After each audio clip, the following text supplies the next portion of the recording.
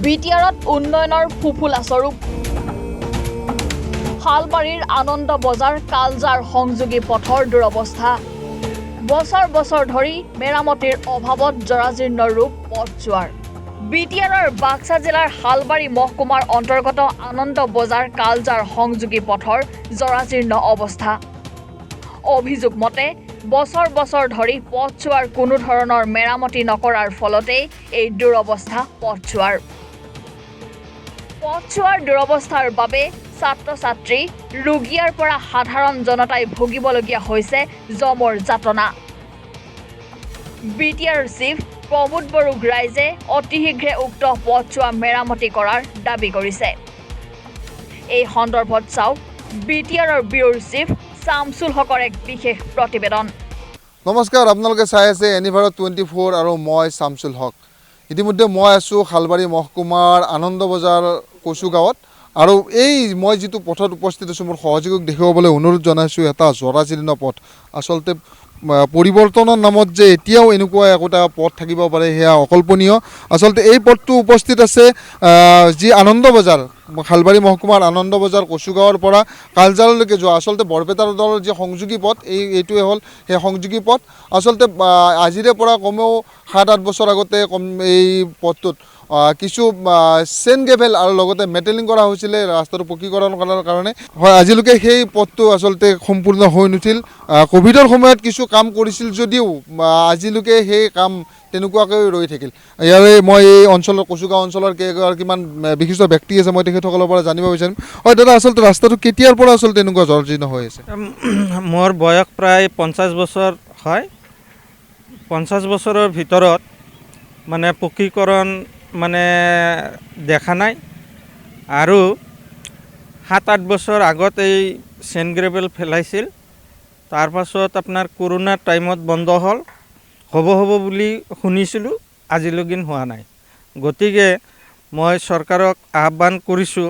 যাতে আমাৰ এই ৰাস্তাটো সোনকালে মানে বনাই দিয়ে ল'ৰা ছোৱালী স্কুলত যাওঁতে গাড়ী বা এনেই চাইকেলেদি গ'লেও মানুহৰ বহুত অসুবিধা হয় এইটো আপোনাৰ আনন্দ বজাৰ কচুগাঁৱৰ পৰা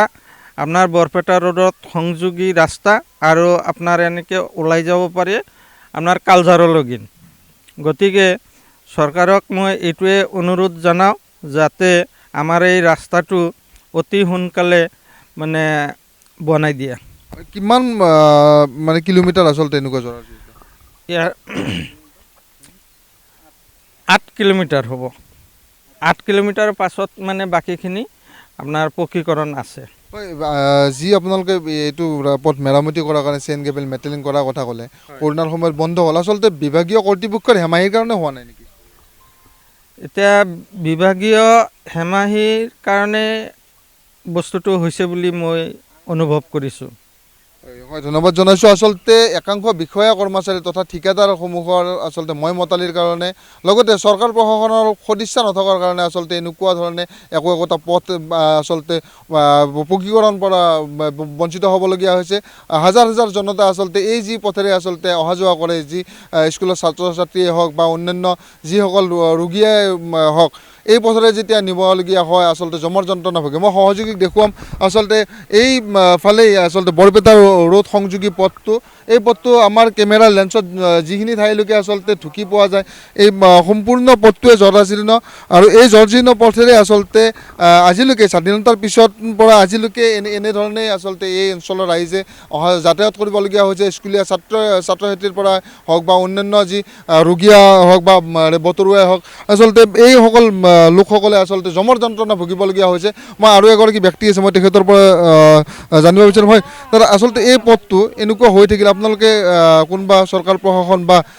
চৰকাৰৰ মুৰব্বীক কেতিয়াবা জনাইছিল জনোৱা হৈছিল বহুতবাৰ জনোৱা হৈছে চৰকাৰেতো কোনো মানে আমাক কোনো পদক্ষেপ লোৱাই নাই আমি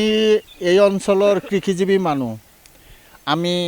মানে কৃষিৰ ওপৰত নিৰ্ভৰ কৰোঁ তে আমাৰ মানে চাইকেল বা ঠেলা মানে পিলপিলি এইবিলাকত মালবিলাক আনা নিয়া কৰা হয় ইমান অসুবিধা হৈছে এইটো আমি ভাষাত প্ৰকাশ কৰিব নোৱাৰোঁ যে আমাৰ কিমান কষ্ট হৈছে চকুটো পানী ওলাই যায়। মানে এইবিলাক বস্তু লৈ যেতিয়া আমি চাইকেল লৈ আহিব খোজোঁ, আহিব নোৱাৰোঁ, ভাগৰ লাগি যায় আৰু পাছে পাছে একজন ঠেলবা লগা হয়, তথাপিও আনিব নোৱাৰোঁ। ঘামি চামি অস্থিৰ হৈ যাওঁ আমি। কিন্তু কেইবাবাৰো কোৱা হ'ল, কিন্তু আজিলৈকে মানে চৰকাৰে আমাক কোনো চোখ কাণ নিদিলাক। প্ৰমোদ বড়োই নিৰ্বাচনৰ সময়ত আচলতে উন্নয়ন হ'ব বুলি কৈছিল। না কৈছিল, কিন্তু দেখা নাইতো আমি, বৰ্তমানলৈকে আমিতো দেখা নাই। পৰিৱৰ্তন কৰিম বুলি কৈছিল, কিন্তু আমাৰ এই অঞ্চলত আমি পৰিৱৰ্তন দেখা নাই। আচলতে মনৰ ক্ষোভ প্ৰকাশ কৰিছে যে কৃষিজীৱী ব্যক্তি আচলতে কিমান কষ্ট কৰে। সেই কৃষিৰ যেতিয়া বস্তু সামগ্ৰী কঢ়িয়াই ঘৰলৈকে আনিবলগীয়া হয়, সেই সময়ত বহু কষ্ট অনুভৱ কৰে। আৰু যিখিনি সময়ত নিৰ্বাচনৰ সময়ত আচলতে প্ৰমোদ বড়োই আচলতে এই অঞ্চলসমূহক কৈছিল পৰিৱৰ্তন হ'ব, কিন্তু সেই পৰিৱৰ্তন তেওঁলোকে দেখা পোৱা নাই বুলি কৈছে। কেমেৰা সহযোগী দুলন ডেকা দাসৰ সৈতে মই শামছুল হক, এনিভাৰ 24।